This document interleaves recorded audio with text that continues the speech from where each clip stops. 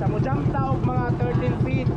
Pero optional lang gihapon, walay pugsanay pero walay balibaray. So mo ni siya sa inyong right side sa makita pwede niyo ang tawag na horseshoe o horsey. Horseshoe siya kay mo siya tiil sa kabayo. So mga talaban na sir, kana sa ilaman na. So sir, picture ta tapos atong kuhaon ng horseshoe.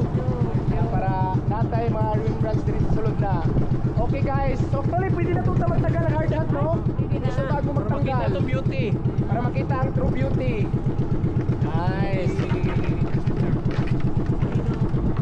Okay guys.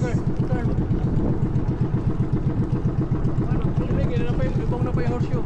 Okay, Team Delicious, ready? 1, 2, 3. Oh my God, crunchy. Another one, 1, 2, 3, and perfect. Shoulder side, shoulder side. Ready? 1,